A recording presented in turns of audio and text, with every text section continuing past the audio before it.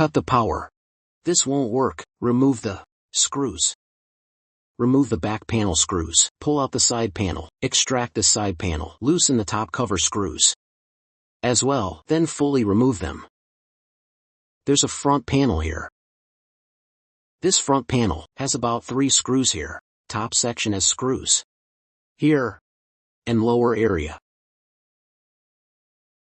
All these, remove all front cover connection screws. Set it aside after removal. Place it here. Use a cable tie to prevent tipping.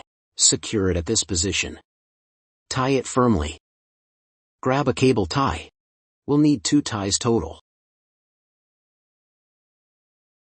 Alright, yes. I'm using a cable tie to prevent slipping. Loop it through like this. There, lock it in place here. We'll need this for calibration later. Right, set it aside. Now focus on this area. This is the laser tube. This is what needs replacing. Unscrew these 2 bolts.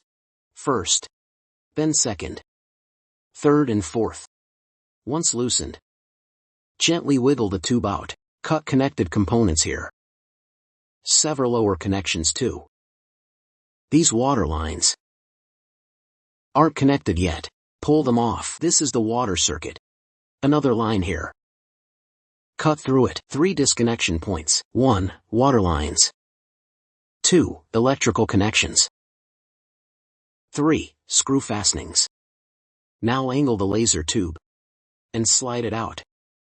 Insert the new tube diagonally. Slide it in. Keep feeding through carefully. Guide it through.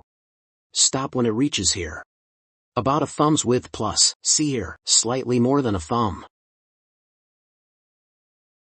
Mark this spot before removal. For recalibration, you'll need. Press firmly. Ensure all 4 are tight. How tight? Until they can't rotate, even with strong force, like this completely locked tube. Notice it won't budge under pressure. Heavy force applied, but the tube stays fixed.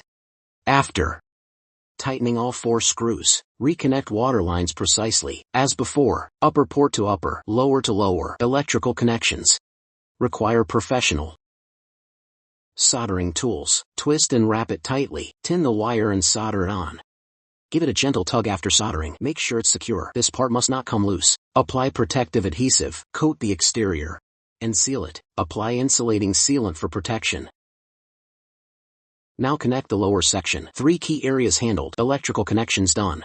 Water lines set. And screws tightened. Now we'll move on to the final adjustments. That's part 1 complete. We've connected the water pipes. We've added antifreeze inside. After connecting, we applied sealant to prevent it from loosening. The wiring here is secure. Next, the electrical circuit is ready. And the water lines too. Screws are tightened. Screws are secured. Water lines connected. Circuit connected. Once everything checks out, we'll power it on. Time to adjust the beam. Power on and start. Start up in mode 2.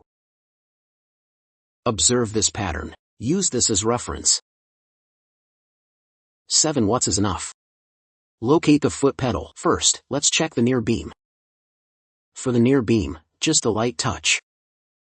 Ready to adjust.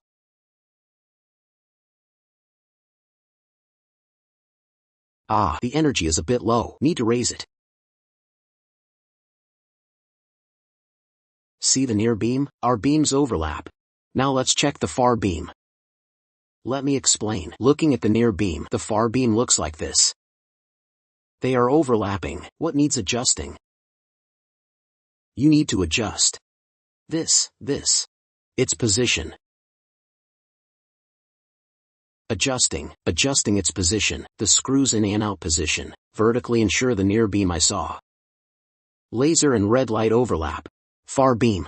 Red light and laser overlap. See the light spot? Understand? Ensure this setup is installed vertically. Adjusting this is key, because if it's tilted, it won't align. Ensure vertical alignment. The 2 points form a straight line for proper overlap. This is the red light beam.